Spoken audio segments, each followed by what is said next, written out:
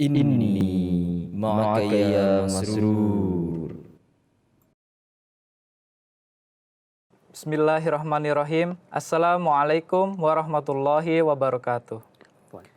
Pemirsa MTA dimanapun Anda berada, senang sekali bisa berjumpa lagi dengan saya Abdul Nasir dalam program Seruan Khalifah. Pada kesempatan kali ini, kita akan melanjutkan episode sebelumnya berkenaan dengan Tahrik Jadid. Telah hadir bersama kita Bapak Maulana Rahmat Hidayat Syahid. Langsung saja kita sapa beliau. Assalamualaikum Pak. Waalaikumsalam warahmatullahi Apa kabarnya Pak hari ini? Alhamdulillah baik. Alhamdulillah baik. Pada kesempatan kali ini kita akan melanjutkan episode sebelumnya yang berkenaan dengan Tahrik Jadid Pak. Betul.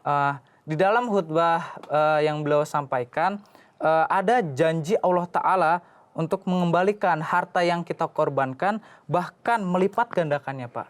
Adakah contoh-contohnya Pak berkenaan dengan ini Pak? Jazakumullah. Bismillahirrahmanirrahim.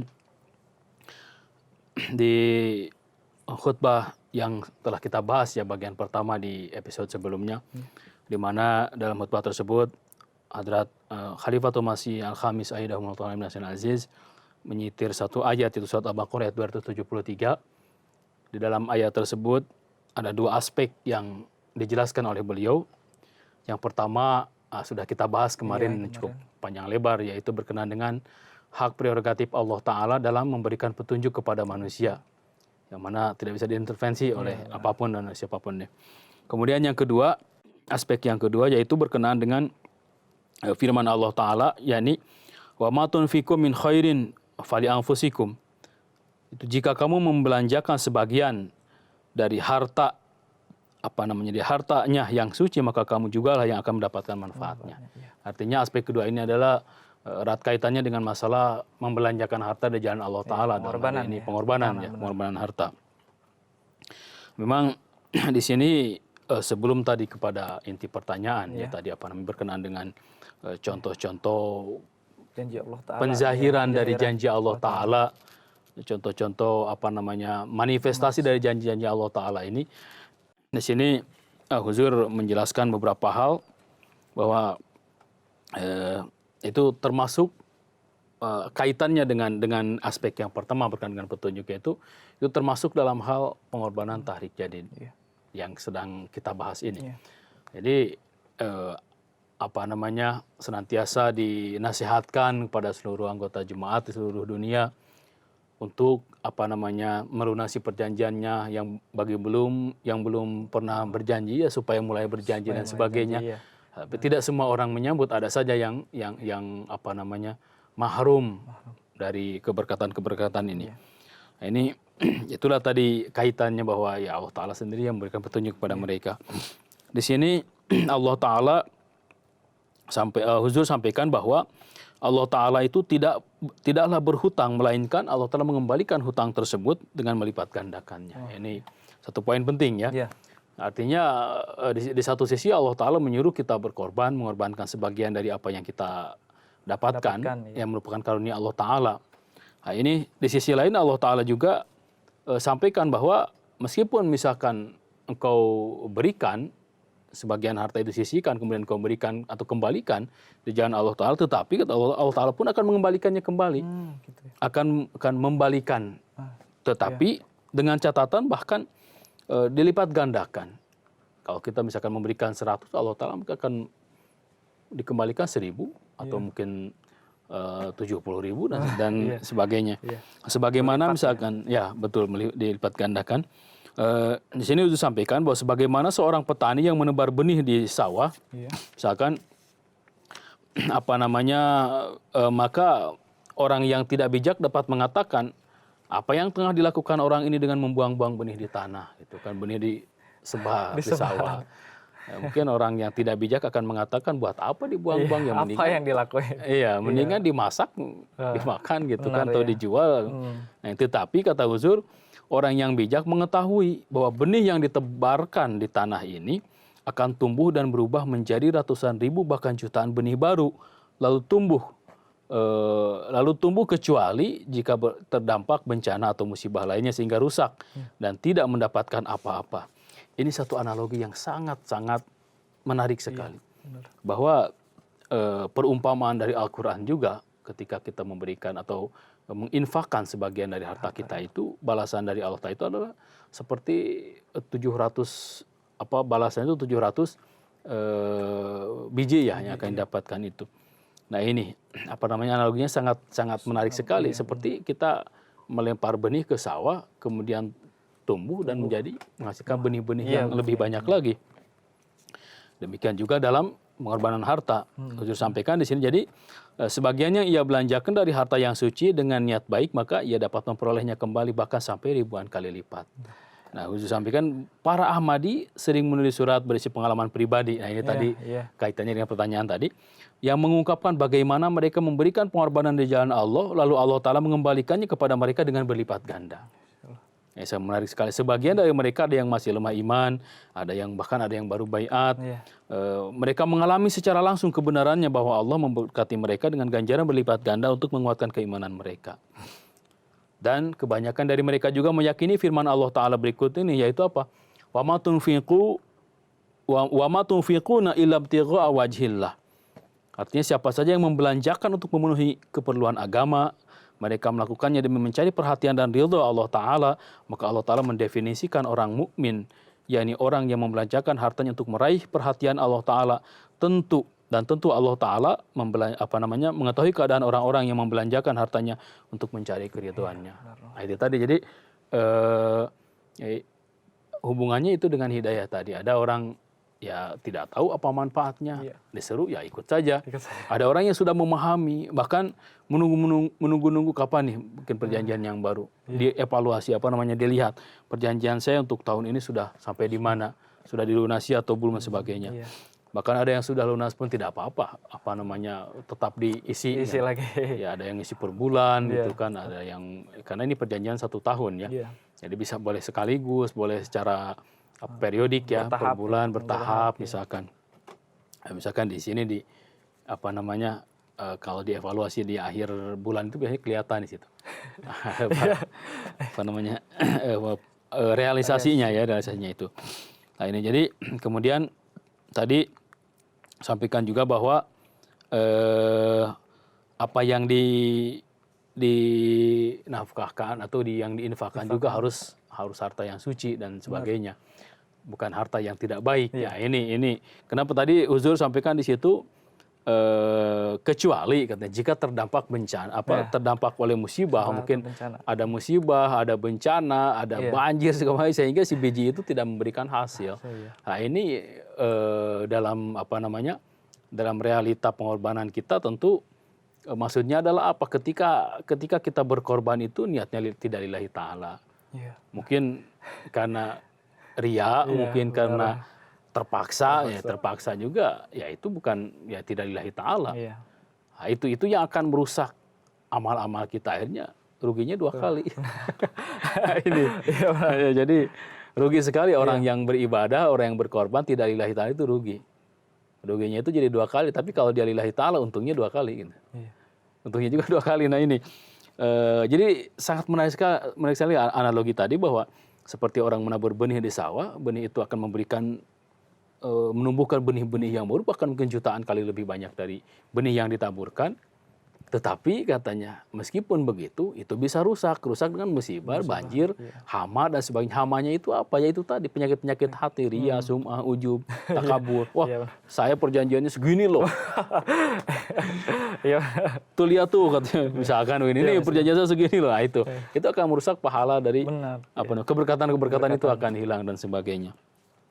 Dan tadi janji Allah Ta'ala, yang mana Allah Ta'ala ini akan mengembalikan harta yang dikorbankan itu dengan berlipat ganda,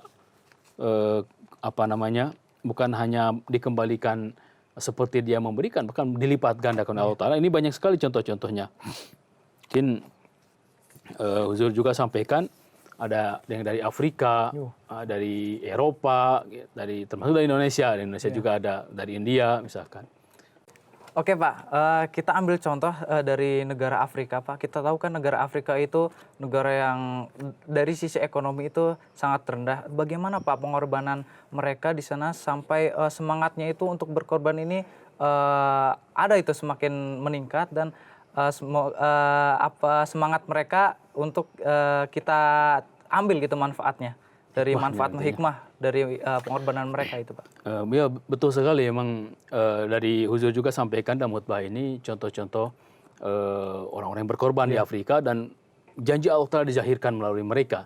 Memang dari sisi ekonomi mungkin mereka ya memang bisa dibilang sulit lah ya terbelakang.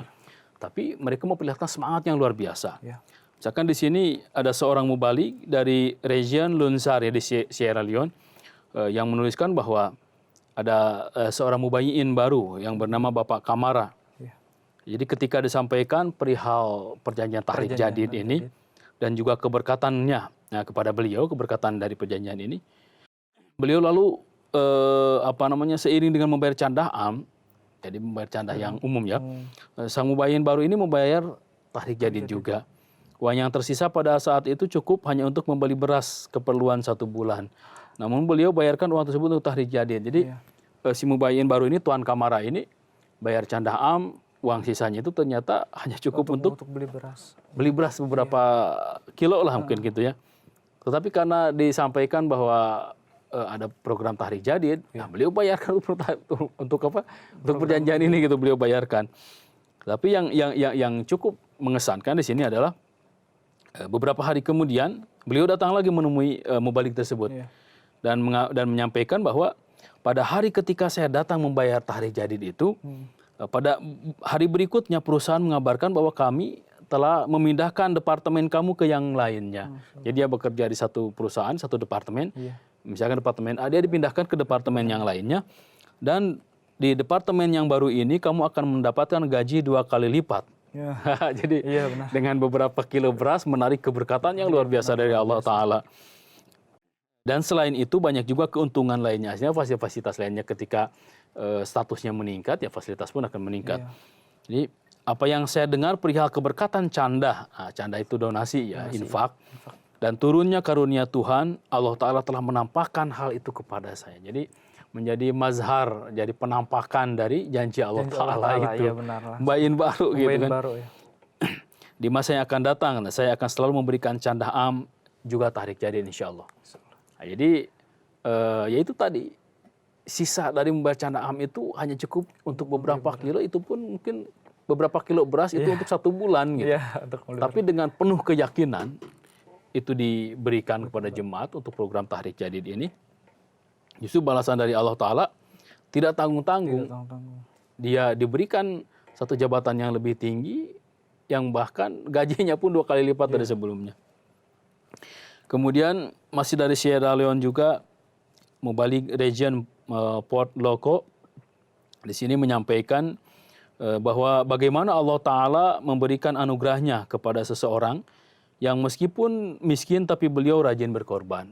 Ini tadi seperti yang kita bincangkan tadi, bahwa Afrika misalkan dari sisi ekonomi rendah, cukup rendah ya. Hal tersebut menjadi penyebab meningkatnya keimanan beliau. Nah, tetapi meskipun begitu mereka tidak berhenti untuk memberikan pengorbanan ini. Beliau adalah Muhammad Sahib dari desa Sanda Magbolontoro. Bahasa Afrika ya ini. Beliau belum membayar perjanjian Tahrik Jadid, jadi sudah mau habis waktunya, beliau belum bayar. Ketika tiba akhir tahun Tahrik Jadid, menuturkan bahwa selain beberapa gelas beras, tidak ada lagi yang lainnya, mungkin hanya 1 atau 1,5 kilogram beras saja. Kan perjanjian 1 tahun. Ketika di akhir perjanjian, di akhir tahun itu ternyata belum dibayar gitu. Sementara tidak ada uang untuk membayarnya, untuk melunasinya, adanya hanya beberapa 1 atau 1,5 kilogram beras saja. Yang beliau lakukan adalah menjual beras tersebut lalu membayarkan uangnya untuk melunasi perjanjian. Keberkatannya adalah pada hari berikutnya kerabat jauhnya mengirimkan kepadanya sekarung beras. Sekarung beras ya. Dan sejumlah uang sebagai hadiah. Nah, ini jadi double balasan dari Allah Ta'ala. Kejadian tersebut membuat keimanannya semakin bertambah, yang mana hanya mempersembahkan beberapa gelas beras saja di jalan Allah Ta'ala, namun sebagai balasannya Allah Ta'ala memberikan sekarung beras, itu kurang lebih 100 kg, dan juga sejumlah uang. Bukan berarti beras ya berlipat ya, Iya. dilipatkan. Tapi bukan berarti hitung-hitungan ya, karena memang Allah Ta'ala sendiri yang menyampaikan Iya, Allah bahwa Ta'ala sendiri. siapa yang niatnya benar lillahi ta'ala, kemudian memberikan pengakuan seperti ini, ya Allah Ta'ala kan memberikan balasan yang sangat luar biasa kepada kita. Apakah ada dari negara-negara lain Pak selain Afrika? Karena Afrika tadi kan terkenal ekonominya rendah. Ada negara-negara lain atau dari Indonesia mungkin Pak? Ya dari Indonesia juga ada yang dari UK juga UK ada. juga ada. Mungkin saya sampaikan dari yang dari UK ya, Oke. bahwa ada seorang wanita Ahmadi di UK, beliau menyampaikan bahwa saya sudah melunasi canda tahrik jadid, katanya. Jadi sudah dilunasi canda tahrik jadidnya itu, tetapi beliau menerima pesan atau menerima mungkin WA atau apalah dari ketua jemaat lokal untuk memenuhi target perolehan tahrik jadid. Itu diperlukan sejumlah uang tambahan. Artinya kan kita membuat perjanjian tahrik jadid dalam 1 tahun itu, misalkan satu negara berapa ratus ribu pound sterling misalkan. Ternyata ketika tahun tahrik jadid itu akan selesai, ya. ternyata masih banyak yang belum melunasi. Artinya target tidak akan tercapai. Iya. Jadi ketua jemaat lokal di sana di UK ini menyampaikan yang sudah lunas pun boleh menambah tahrik jadidnya supaya target ini tercapai. Artinya perjanjian yang sudah ditandatangan itu bisa dicapai. Iya. Nah, jadi kemudian beliau sampaikan, saat itu saya berpikir bahwa saya tidak dapat memberikan canda tambahan karena uang yang saya miliki saat itu akan saya pergunakan untuk keperluan lainnya. Ya. Ada uang tapi untuk yang lainnya. Hal yang lain. Namun saya memutuskan untuk membayar canda tambahan lagi dengan memberikan semua uang yang saya miliki itu. Ini luar biasanya. Diseru itu diberikan semuanya padahal dia sudah ada program. Iya. Keesokan harinya saya mengecek rekening bank saya. Dan saya heran ketika melihat ada sejumlah uang yang banyaknya 4 kali lipat dari uang yang saya berikan untuk canda kemarin. Ini dia berikan untuk program. Besoknya rekeningnya terisi 4 kali lipat dari jumlah uang yang dia berikan. Sungguh luar biasa. Masya Allah. Kemudian rupanya itu adalah uang kiriman dari perusahaan saya yang tidak saya sangka-sangka. Nah, tidak hanya di Afrika, di sini di Eropa pun para Ahmadi berkorban dengan niatan suci sehingga Allah Ta'ala memberikan keberkatan kepada beliau. Intinya di situ. Niatnya yang harus benar. Jadi kadang-kadang seperti itu, ya namanya manusia. Dalam berusaha dan sebagainya, misalkan perusahaan kadang ada tunggakan, menunggak dan sebagainya, atau ada hak kita yang masih ada di perusahaan belum disampaikan, yang kita minta dengan cara biasa susah untuk diberikan, tapi dengan keberkatan ini Allah Ta'ala bukakan semua halangan-halangan itu. Allah Ta'ala bukakan dan akhirnya seperti pengalaman seorang wanita Ahmad dari UK ini, maka mungkin sudahlah itu uang hilang ibaratnya. Mau ditagih pun susah gitu kan, orang misalkan tiba-tiba Allah Ta'ala mudahkan. Ini kejadian seperti ini banyak sekali terjadi di banyak tempat lah. Kemudian misalkan ada juga di sini di India misalkan ada namanya Tuan Ibrahim, ini inspektur tahrik jadid ya di daerah Karnataka. Jadi kalau di sana di India itu ada namanya inspektur keuangan ya. Inspektur keuangan itu ada inspektur tahrik jadid, wakfe jadid, ada macam-macam lah. Jadi biasanya inspektur ini turba atau turun ke bawah ya, keliling gitu ya. Ketika misalkan perjanjian tahrik jadid tahun ini akan berakhir, misalkan udah masuk awal Oktober, itu biasanya dari anjuman tahrik jadid ini dia menugaskan inspektur ini ke daerah-daerah untuk menyisir canda-canda yang belum dilunasi, canda tahrik jadid. Nah, jadi seperti ceritakan di sini, Tuan Ibrahim ini inspektur tahrik jadid untuk daerah Karnataka misalkan. Jadi dia pergi ke sana ke Karnataka itu, kemudian mendatangi jemaat-jemaat lokal, menghubungi mualim-mualim, para mubalik di sana, mendata siapa-siapa saja yang belum ini. Iya, kalau di kita kan ada sekretaris tahrik jadid jemaat lokal ya. Iya benar. Nah, seperti itu. Itu kalau dari meskipun di sana juga ada, tetapi ada orang yang khusus ditugaskan dari pusat itu untuk menggugah mereka ya, dan dari situlah keberkahan-keberkahan itu muncul ya, terlihat. Di sini Tuan Ibrahim menyampaikan bahwa seorang khadim dari Gulbargah mendapatkan pekerjaan di sebuah perusahaan di Bangalore dengan gaji Rp20.000 per bulan. Rp20.000 itu sekitar 4 juta atau 4,5 juta atau 5 juta lah. 1 bulan. Ya, 1 bulan.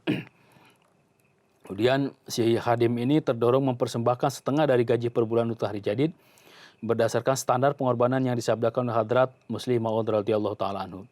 Dia punya gaji 20.000, 10.000-nya untuk tahrik jadid. Luar biasa itu per bulan gitu ya, setengahnya. Benar. Meskipun sebenarnya keadaan ekonomi beliau tidak baik, ya tidak baik-baik banget gitu. Ada tetap saja beliau berjanji Rp10.000 untuk tahrik jadid dilunasi dalam setahun. Jadi dalam setahun, bukan per bulan tadi. Iya. Kemudian kerabat beliau mengatakan, kamu ini baru saja mendapatkan pekerjaan baru. Seharusnya perjanjian tahrik jadid kamu tidak perlu terlalu besar seperti itu yang akan memberatkan kamu, katanya. Nanti kamu susah. Katanya. Orang berpikir dengan logika dunia gitu ya. Bukan dengan keimanan, bukan dengan keyakinan. Kamu baru dapat pekerjaan gaji segitu. Kamu sudah berjanji yang akan memberatkan kamu gitu. Revisilah perjanjiannya gitu, jangan sampai memberatkan kamu nantinya. Tetapi si khadim ini menjawab, sesuai dengan sabda Hadrat Muslim Maud bahwa selama manusia belum berusaha sepenuhnya, tadi belum maksimal usaha kita, malaikat Tuhan tidak memberikan kekuatan dan daya di dalamnya, karena itu saya berikan untuk canda. Jadi beliau menuturkan baru saja berlalu beberapa hari, beliau mendapatkan pekerjaan baru dari perusahaan lain. Tadi bekerja di sana baru beberapa bulan. Tapi ketika mulai berjanji, di beberapa hari setelah perjanjian itu, beliau diterima bekerja di perusahaan lain, di mana dengan karunia Allah Ta'ala, gaji per bulannya itu sekitar Rp127.000. Dan itu pun merupakan keberkatan dari canda. 127.000 itu ya sekitar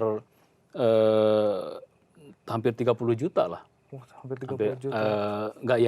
Hampir 30 juta kurang lebih lah sebulan. Gitu ya. Tadinya 5 juta, sekarang 30 juta, naiknya 6 kali lipat.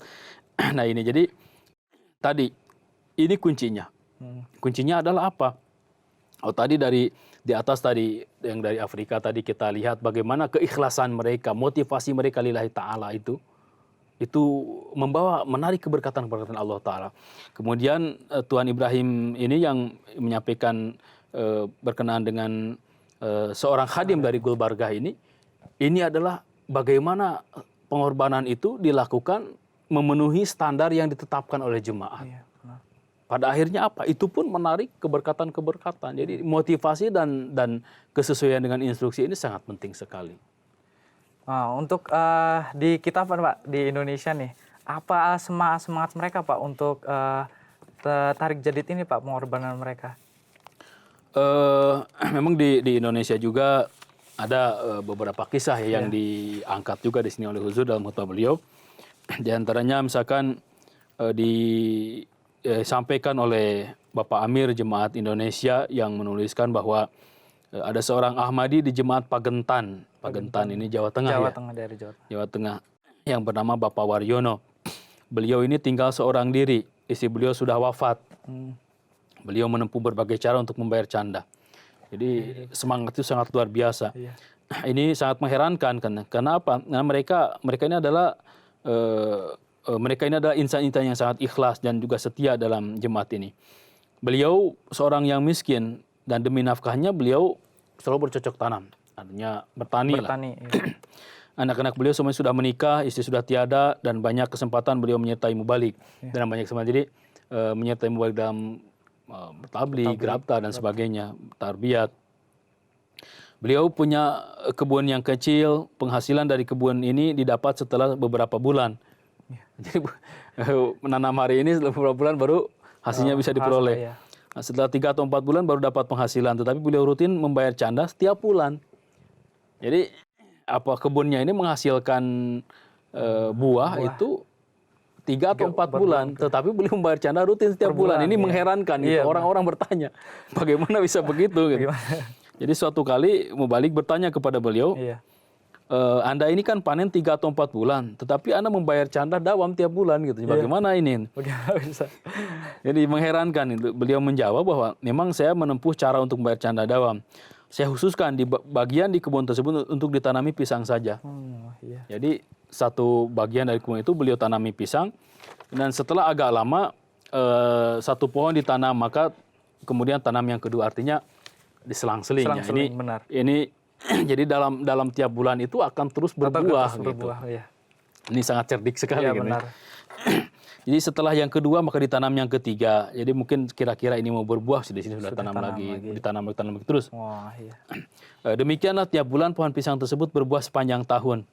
Dan saya tiap bulan potong buahnya dan jual di pasar. Uang yang saya dapatkan dari itu saya lunasi semua canda.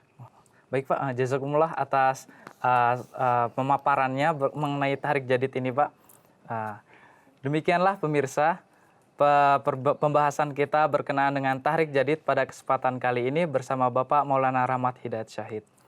Saya Abdul Nasir beserta kru yang bertugas pada kesempatan kali ini pamit undur diri. Wa akhirul da'wana anil hamdulillahirabbil alamin. Wassalamualaikum warahmatullahi wabarakatuh.